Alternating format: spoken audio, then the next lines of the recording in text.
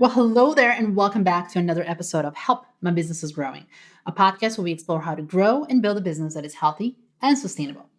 I'm your host, Kathy Svitina, a fractional CFO and founder of Newcastle Finance. We believe that everything that you do in your business will eventually end up in your finances, and to get to healthy finances is to have a healthy business. But how do you get there? And this is where this podcast comes in to help. Keeping your space neat on top of everything that you need to do to run your business can get challenging. And aesthetics aside, clutter negatively impacts our ability to focus, think clearly, and complete our tasks. It can lead to distractions, increase stress levels, and makes it hard to find crucial items or information when you need it. So, how do you start decluttering your workspace? What are some of the practical organizational systems that you can use? And most importantly, how can you maintain a neat and clear workspace to improve your productivity and mental well being? As a quick reminder, all of the episodes on this podcast, including this one, come with timestamps for topics that we discuss, and each one has its own blog post too. You can find all the links and the detailed topics in this episode show notes. My guest today is Gayle Gruenberg. She is the Chief Executive Organizer of Let's Get Organized, an award-winning organizing company located in Bergen County, New Jersey. She helps people living with chronic disorganization declutter and maintain organizing systems. She is a certified professional organizer in chronic disorganization, a certified virtual professional organizer, and an organizer coach. Join us.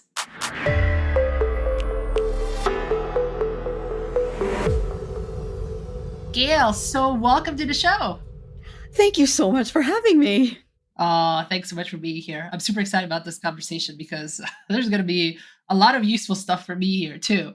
So, Gayle, the way that we set up our office and work environment can have a pretty significant impact on the work that we do. And I've noticed that in myself too, that if there's a lot of physical clutter on my desk or around me, it just has this zapping energy effect. Yes. But when things around me are nice and clean, there's a certain ease, there's a certain flow to my work. And obviously there's a lot of different styles and some people thrive in chaos. I can't imagine that, but some do.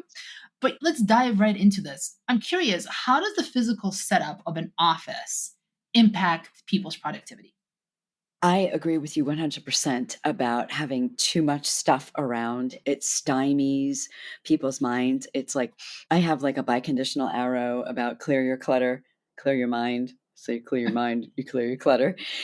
Because a client of mine had said in a different description of organizing, God can't get through because the line is busy. So I think I love that. she's a cool dude. So I think with clutter, creativity and productivity are like the pipe gets clogged.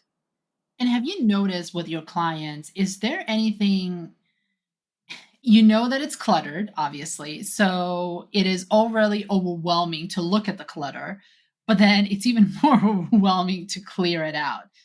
Is there anything that is helpful if you find yourself in that type of situation? I would say, okay, as long as someone is committed to clearing the clutter, because I will tell you, if I come in and sit at my desk and there's stuff all around, I can't start to work until I put things where they go.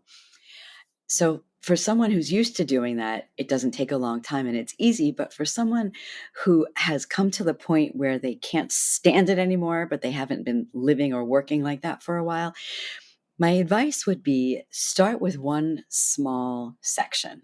Okay. Because it tends to build momentum. Even if it's like a 2-inch corner of a desk, at least you can see the desk. You feel a bit of accomplishment. You know that there's hope for you. There's a light at the end of the tunnel? Yes, let's say that. Yes, the light at the end of the tunnel. And it does build on a life of its own. In that once you start, it's like, oh, this feels awfully good. Let me continue. If you do start and it's say, okay, I want to continue this, have you find anything that's particularly helpful, like a system or a method that you can use to declutter? Let's say if you have a lot of papers around, some bills hanging around somewhere, because right now, a lot of people are paying those electronically, but yet you still get statements. I get those a lot. How do you start? You have that momentum build up, but there's still a lot of stuff happening. Like, what are some of the things that you can do to make it easier on yourself? Well, without going into the entire process, one thing that I often either do for or with clients or advise them to do is say you have stacks of paper on your desk. Mm-hmm. In order to start creating a system for managing those papers, you have to know what you have. Even if you take like an inch of paper or just a few papers off the one stack.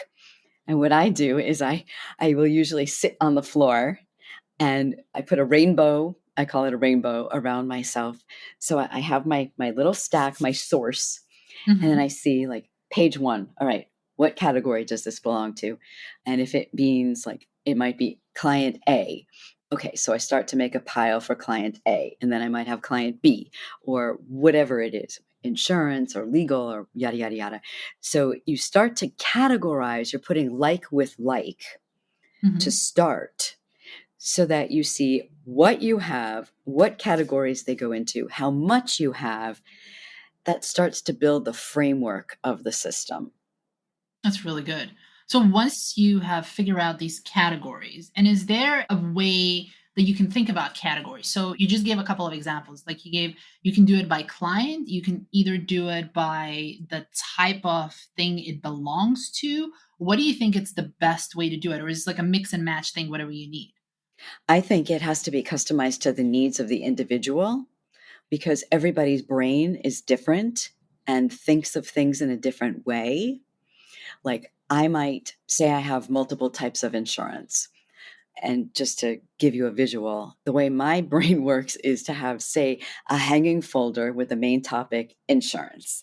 And Hmm. then within insurance, I might have, say, subfolders or subcategories of car insurance and homeowners insurance and E&O and liability and long-term care, whatever it is. So essentially I would start with a broad category and then have separate subcategories so I know where to find what I need when I need it.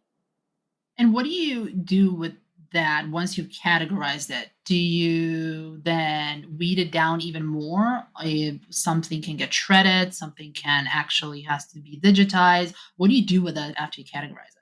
You're absolutely right. Usually when I have my rainbow around me, I might find things that are recycle, some for shred. So, say I were to do like my own home office or a small business, I would have two paper bags. One would be for recycling, one would be for shredding. And as I sort, I figure, all right, well, this is a little scrap of paper with a note. I don't need this anymore. Recycle. Oh, it's an old bill. I can shred it. And then anything I might need to keep will have its category. And how do you make that decision?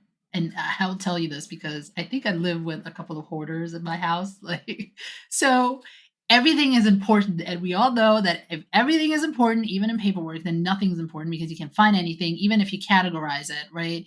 So, how do you make that distinction between what's truly important and what you can let go of? That's a great question. So, if we were talking about paper, for instance, and paper is hard, paper and photos are the most difficult things to organize because each minuscule part of a millimeter of an item is a decision. Yep. And that's hard. And many people have trouble with the decision process. So, what I suggest is setting a few criteria or rules. So if it's, say it's paper that supports your business and you might need to keep that as a receipt, for instance, or it's part of a capitalized expenditure for your home that becomes part of the basis of the house, that's probably a record you'd need to keep. Vital documents, something very important like your passport or your birth certificate or death certificate or marriage or whatever, certainly keep those. Things you don't need in order to substantiate any kind of a claim, that you could probably easily part with more regularly, like older bills or notes to yourself. And especially in the business sense, have you found what is the easiest way to digitize certain paperwork?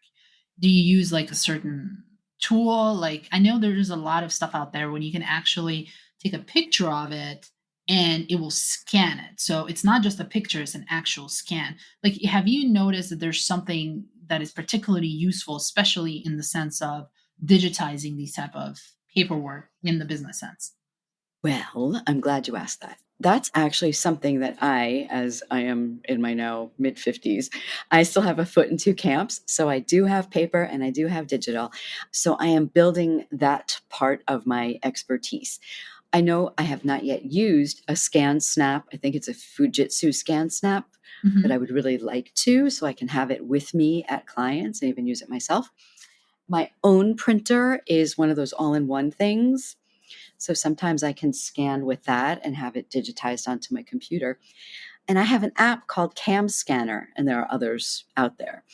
Say I'm on the fly or I have a few items that I need to scan and digitize. I will just, like you said, take a picture of it. It goes into Cam Scanner. If I need it on my computer, I can airdrop it. And I find that very convenient. Yeah, that's a good idea. I have tried very hard to eliminate my footprint when it comes to paperwork, and everything essentially lives on the computer, but it's really hard because it's so much easier to print something out and actually see it, like actual there's something about the physical paper that makes it easier. I have tried to put it on my Kindle. I have one of those big scribe Kindles at this point. It's still not the same. It is very different feel to it. I just learned a word from an audiobook I was listening to the other day. I hope I don't say it wrong. It's either psychometry or psychometry. This book is about a person who touches books and feels the feelings within the book. So I'm really sparked by that because in organizing, we have something called tactile sympathy. So Interesting. yeah. So I want to look into that a bit more because the act of touching really is, there's that whole hand brain connection. Yep. So I want to learn more about that. Yeah, that's definitely something that I want to learn more about that too. We focus so far on a lot of the paper stuff, but paper is just one part of the clutter, right? There's other things that happen, especially in the business environment. You might have a bunch of books sitting around, you might have a lot of office supplies or whatever it might be, especially if you're a smaller business and you don't have that space to move into a bigger office, or maybe if you're working from home to move into a bigger space. Like, what are some of the things that you can do so that you only have essentials but you still don't feel like you're missing something? Is there anything that you find that is particularly helpful? Well, that's a really, really great question. I have a few thoughts, and I don't know if we're going to use our video, but I'm more than happy to show you my bookshelves. So I will try to narrate this. So Gail is right now, she's showing me this beautiful white bookcase that she has that is absolutely flawlessly organized. And I am jealous as I'm looking at it. Well, I will tell you. So, one of the techniques, the first thing that came to mind was to be ruthless because this is my home office. I work out of my space in my bedroom. But before we moved, and we've only been here about a little bit over a year, I had a much larger book collection. And I said, okay, I'm going to have much less space in my new place. What's going to make the cut? Yeah. So I had to be ruthless in what I wanted to keep as a physical book, for instance, and office supplies or whatever it was, just to really think and decide, what do I need near me? What do I need in hard copy? What do I actually use? What's extraneous? What's important to me? Because these are my business books, but I do have another bookcase with personal books. What's most meaningful to me? What will I go back to and access again? So I really had to be discerning in what I kept and took with me versus what I passed on to another owner. And there's also the proximity thought, especially for things like office supplies and desk supplies and things like that. Anything you need to use regularly on a daily basis should be within your arm's length workspace. And anything you don't need quite so often can be stored further away. So it's sort of like concentric circles or layers. If there's a closet, an extra closet where you can store additional supplies, great. If not, then definitely first decide, what can you not live without? Yeah, and you also cannot see this as a listener, but behind me, I have this pretty big cabinet. And Gail, there's a lot of stuff in there. And this was actually, this piece of furniture was picked particularly because, well, two reasons. One, because it looks nice as my Zoom background. And two, is because there's so much storage behind there. And if I were to open that, you will see that there's a lot of supplies in there. I create a lot of content. There's also all my Legos in there as well because I use Legos in my content. That's so cool. So there's so much storage in there. But when I was picking out furniture for this particular office, it was picked with particular thing in mind of where am I going to store stuff and how am I going to store it? Keep in mind that, for me, it was because I wasn't growing into this office. I actually came in because I liked the space and I really needed it. And I actually bought the furniture specifically for the space. But I know that it would probably get really hard if you are moving to the space already and you have to migrate what you've had before, right? So then you have to do a lot of inventory, what you have, what you don't have, what the solutions you need, right? Yes, it's about evaluating what works. And just as you said, if you're bringing items with you, some things may not work in a new space the way they did in an older space. Yeah. So it might be a cost saving thing would be to maybe use a piece that might have been in your old office in a different place and maybe swap something else in that might fit your workspace now a bit better. I was in a lady's home the other day and she had chairs. She's like, this was wonderful in my old house, but it doesn't fit over here.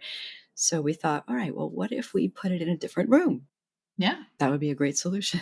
That's great. Especially if, again, you have emotional attachment to those particular items and they travel with you as you travel through the home or travel to another office.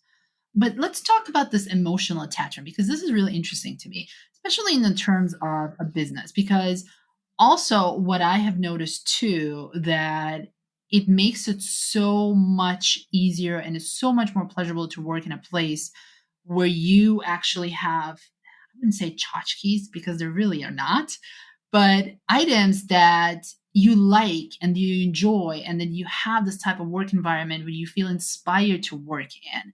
Like, how would you say that picking those particular items, what can someone do to make their work environment more inspiring to work in, besides, decluttering? Well, I had an image on another computer of a feng shui desktop. Ooh, I love that. Yes, me too. And if I could probably find it somewhere if you want me to send it to you. But I thought it was brilliant because I didn't know you could feng shui a desktop. But if you do, then you know that you can place things that, like you said, that make you happy in certain parts of your desk so that they inspire your productivity and creativity. And as you said, they make you feel good when you sit down to work. So you want to use that space because it's fun and invigorating and comfortable. Do you have any suggestion for someone who wants to make their workspace, their work environment a little bit more comfortable, more inviting, more homey, so to speak? What are some of the things that they should be thinking through when they're making those decisions? My first impulse would be to start fresh if possible.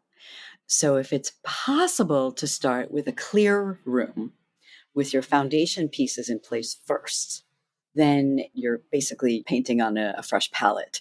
So you have your anchors, your desk, your chair, your bookcase, or whatever, and then you can start to add the things that really make you happy or inspire you with intentional placement of saying, I'm putting this here because I want to look at it when I'm creating my content or whatever it is. Like, this is my touchstone, so to speak.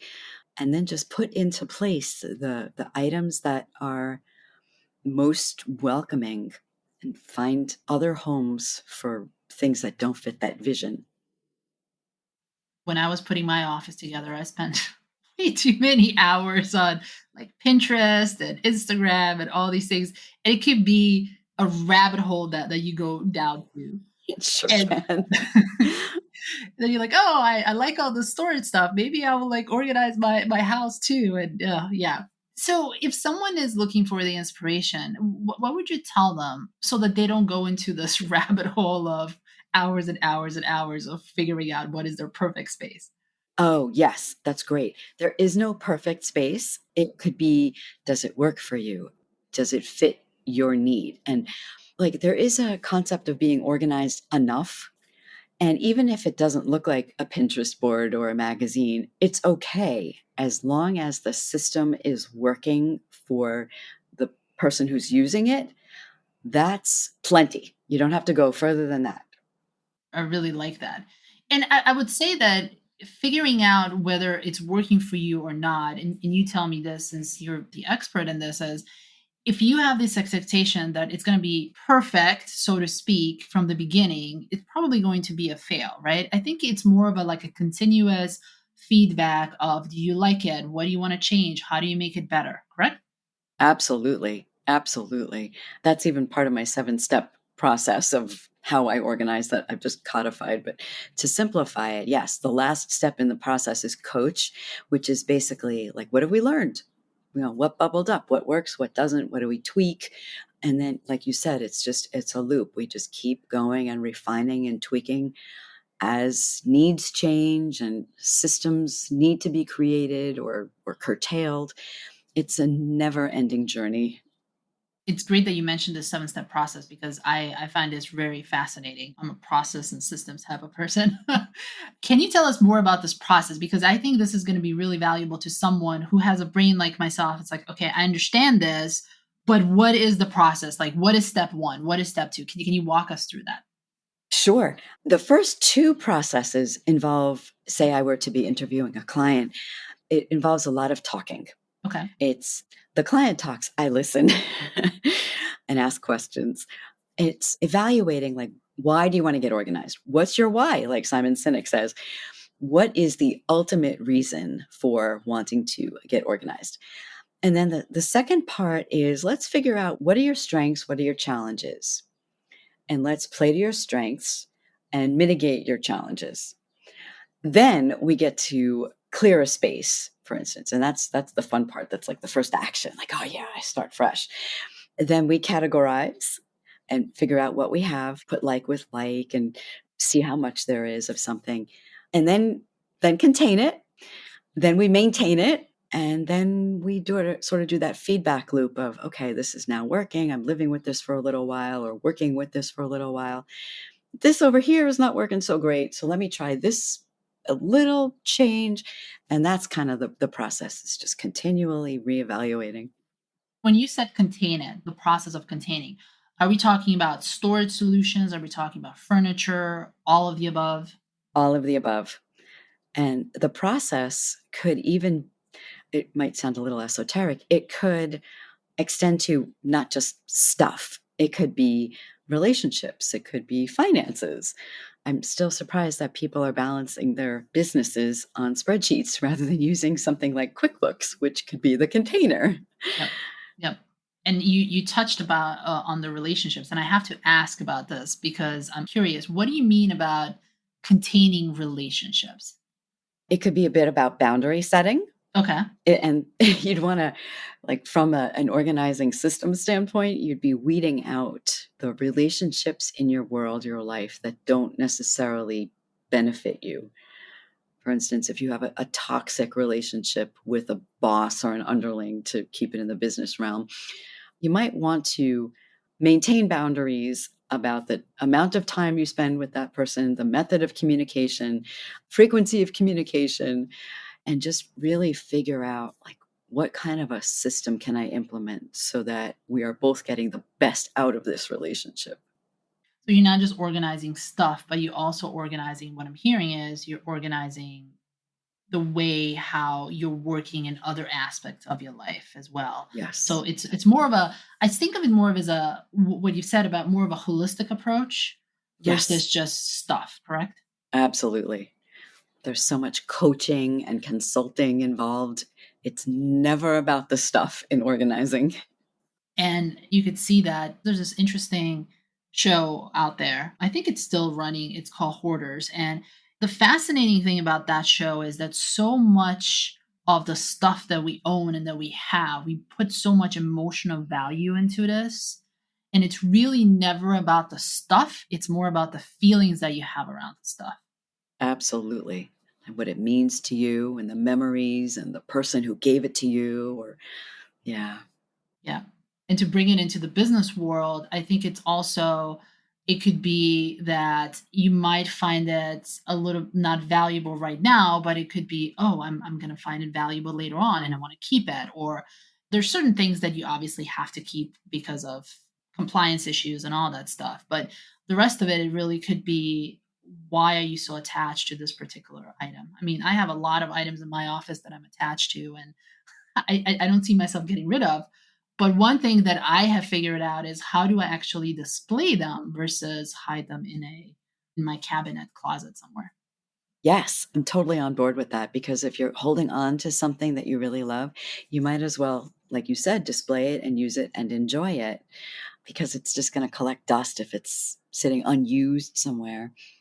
And what you brought to mind for me was sometimes we hold on to things, especially in the business world, that define us. Yep.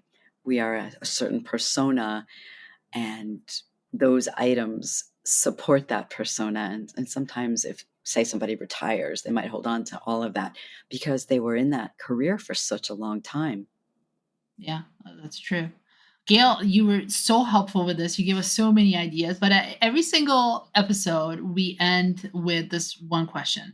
And that is, if someone right now has an office that needs decluttering, and especially the space that they have around them is not making them as productive and as happy as it should be, what is the one step that they can take in the next week or two to get them closer to the space that they really enjoy being in? I would say my most salient bit of advice for anyone wanting to start an organizing project is just start. It doesn't matter where you start, just start. And one of the techniques that we use in chronic disorganization, and I did not create this, I borrowed it from another organizer who is the guru of chronic disorganization. She took a paper towel tube and put it up to her eye, and she showed her client, like, okay, this is where your site is, start there.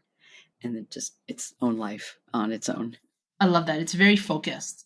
So, Gayle, where can people find you? The best place is the website for Let's Get Organized, which is lgorganized.com. Thank you so much for this conversation, Gayle. Super excited that you did that, and it was very, very helpful. I'm so glad to be of service. Thank you.